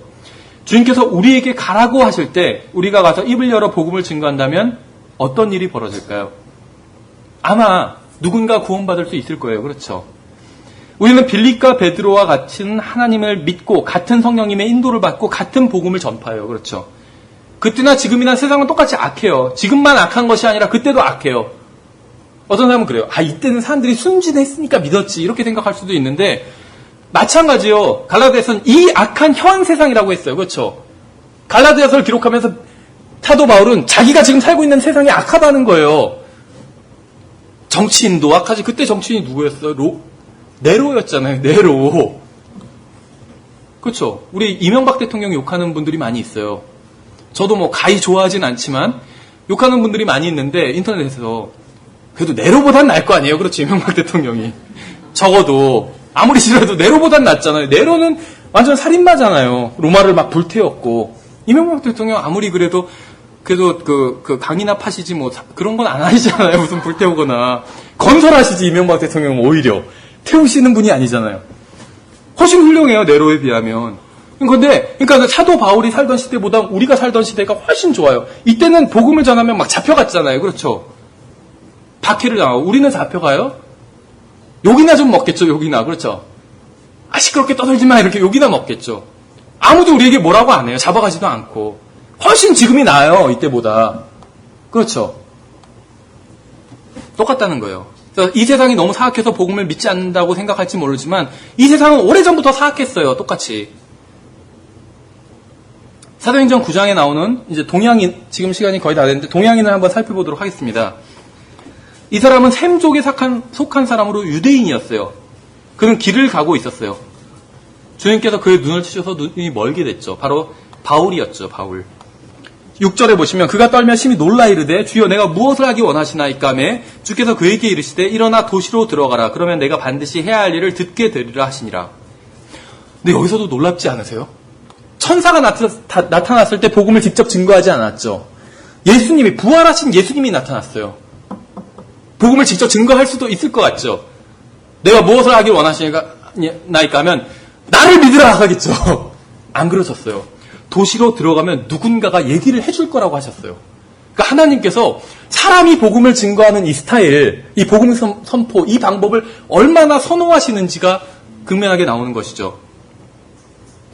만일 여러분이 하늘로부터 들리는 하나님의 음성을 듣게 된다 할지라도 하나님의 음성을 직접 듣는다 할지라도 누군가로부터 다시 복음을 들을 필요가 있다는 거예요.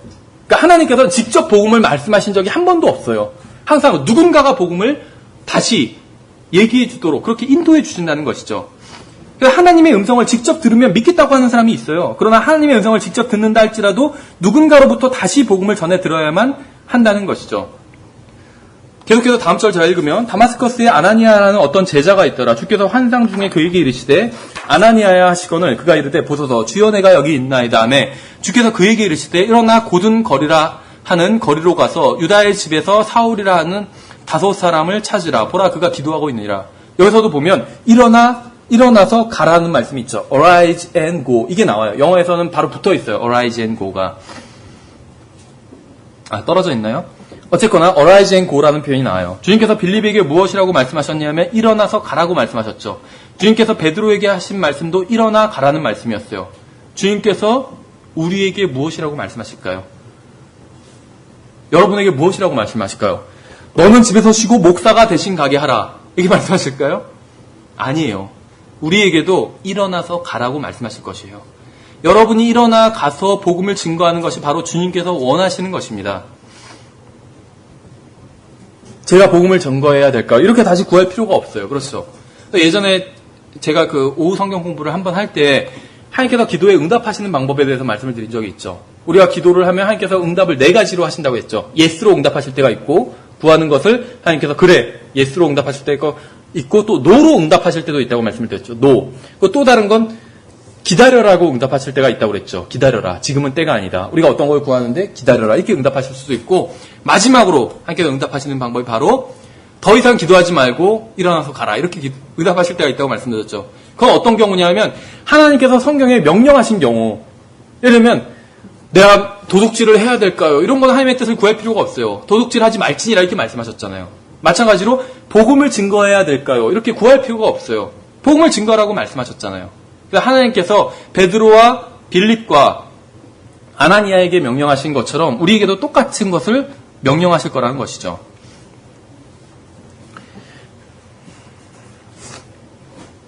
시간이 다 되었는데,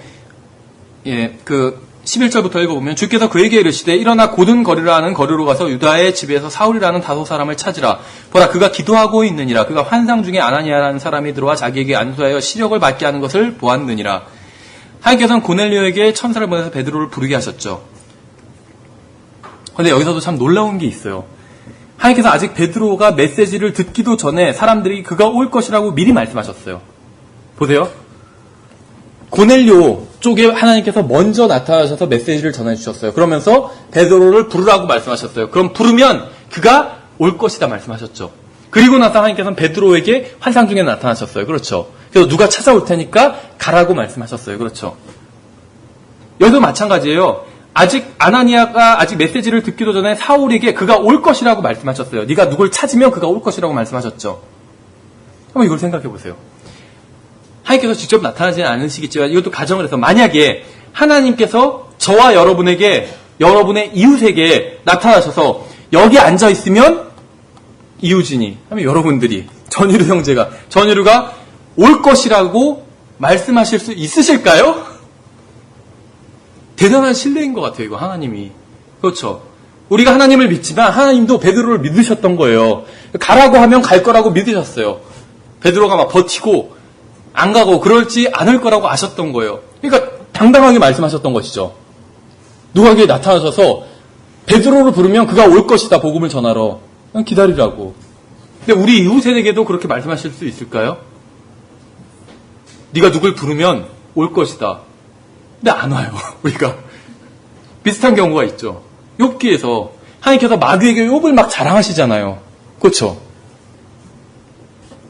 마귀도 어느 정도는 인정을 했죠. 하지만 인정 못하는 부분도 있었죠. 그래서 한번 시험해봐야 된다. 이렇게 얘기했던 거잖아요. 근데 하나님께서 우리를 자랑하실 수 있을까요? 모르겠어요. 자랑하시면 마귀가 그냥 됐다고. 시험 안 해도 될 것 같다고. 결과를 안다고. 그렇게 얘기할 것 같아요. 그렇죠. 욥 갖고는 막 논쟁을 했잖아요. 이게 될 것인가 아닐 것인가. 우리 갖고는 별로 논쟁도 안 할 것 같아요. 마찬가지 아닌가요?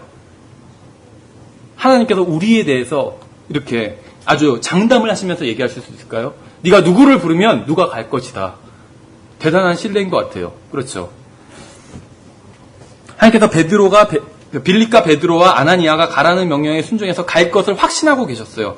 그래서 사람들에게 누가 올 것이니 그에게 들으라고 말씀하실 수 있었습니다. 이런 일이 우리 교회에서도 일어난다면 우리 교회도 성장할 수가 있는 거예요. 그렇죠. 이런 일이 우리 교회에서 일어난다면 우리 교회도 부흥할 수 있는 거예요. 시간이 거의 다 됐는데 제가 책을 2권만 소개하고 끝낼게요. 이번 시간은. 제가 그 감명 깊게 읽은 책, 감명 깊다기보다는 아주 도전적으로 읽은 2권의 책이 있어요. 제가 읽은 모든 설교집, 어떻게 보면 설교집이라고 볼 수도 있는데 모든 책 중에서 가장 강력한 책이었습니다. 무엇이었냐면 첫 번째 책이 세계 선교 전면전이라는 책이었어요. 월드 미션 토탈 워 이거였어요. 세계 선교 전면전. 이거 지은 사람이 누군지 아세요? E.L. 맥스웰이에요. 이 사람 많이 들어보셨죠? 우리 교회에서도 출간해냈잖아요. 우리는 십자가에 못 박힌 채 태어났다. 이거의 저자예요. 우리 교회에서도 출간한. 근데 세계 선교 전면전이라는 책은 전도 출판사에서 나왔습니다. 근데 복음을 왜 전해야 되는지를 굉장히 찔림을 주면서 막 강권하고 있는 책인데 읽으면 정말 엄청난 찔림을 받게 되는 책이에요. 그 또 다른 책이 한 권이 있는데 무엇이냐면 부흥은 왜 오지 않는가라는 책이에요. 이 우리나라 말 제목은 어떤지 정확히 기억 안 나는데 영어로는 Why Revival Tarries예요. Why Revival Tarries. 그래서 부흥은 왜 오지 않는가. 그러니까 왜 더디 오는가 이런 말이죠. 이걸 지은 사람은 누구냐면 레오나드 레이븐 힐이라는 사람입니다. 레오나드 레이븐 힐. 이 사람이 누구냐면 미국의 이제 과거에 미국 1900년대 초창기의 부흥사인데 A.W. 토저 아시죠? 토저. 이 토저 친구예요. 그래서 레이븐 힐에 대해서 어떤 워렌 위어스비라는 사람은 어떻게 평가를 했냐면 설교가 하나님의 말씀을 전하는 설교가 빛이라면 빛을 비추는 것이라면 레이븐 힐의 설교는 레이저 광선이다 이렇게 얘기를 했어요. 그 정도로 강력해요. 그래서 이게 부흥에 대한 책인데 굉장히 강력해요. 내용이 굉장히 찔림을 줘요. 그래서 여기서 왜 부흥은 오지 않는가 이것을 얘기하고 있는데 한마디로 요약하면 이런 얘기를 하고 있어요. 부흥은 왜 오지 않는가? 당신 때문에 오지 않는다 이렇게 얘기해요. 그래서 당신이 지역교회 목사인가? 그럼 당신 교회에 부흥이 오지 않는 이유는 목사 때문에 오지 않는다. 당신이 지역교회 집사인가? 당신 교회에 부흥이 오지 않는다는 이유는 당신 때문에 집사 때문에 오지 않는다. 당신이 지역교회에 성도로서 참여하고 있는 사람인가? 그럼 당신 때문에 부흥이 오지 않는다. 목사 때문에 집사 때문에 다른 사람 때문에 우리 교회가 부흥 오지 않는다고 생각하지 말라고. 바로 당신 때문에 부흥이 오지 않는다고. 이렇게 얘기하고 있어요. 그러면서 당신 하나가 회개하고 헌신하면 당신 교회는 부흥할 것이다. 이렇게 얘기하고 있어요. 다른 사람한테 책임을 미루지 말라고. 도망갈 곳이 없는 거죠. 그러니까 제가 읽을 땐 저 때문에 부흥이 오지 않는다는 거예요. 그렇죠. 이게 어떻게 보면 로마서 12장 말씀과 일맥상통하잖아요. 거기서도 자기 몸을 살아있는 제물로 하나님께 드리라고 했죠. 지난 시간에 말씀드렸잖아요. 근데 자꾸 우리 문제는 뭐냐면 다른 사람의 몸을 드리려고 해요. 다른 사람의 몸을. 자기 몸을 드려야지. 그렇죠. 헌금을 하면서도 제가 주님 오늘 얼마를 드리겠습니다 하고 헌금을 하면 되는데 다른 형제의 지갑에서 빼서 드리는 거랑 똑같아요. 오늘은 제가 주님 평소보다 많이 드리겠습니다 하면서 옆에 친구 거 지갑에서 꺼내서 딱 넣어요. 헌금함에. 그거 마찬가지예요. 왜 다른 사람의 몸을 자꾸 드리려고 해요? 저 사람만 헌신하면 우리 교회가 부흥할 텐데 그런 생각하지 말라는 거예요. 이 레이븐 힐이 하는 말은. 당신 한 사람만 헌신하면 교회는 부흥한다는 거예요. 다 각자 우리 각자에게 하시는 말씀이겠죠. 예, 그래서 나머지는 이제 다음 시간에 계속 이어서 살펴보도록 하겠습니다. 예, 수고하셨습니다.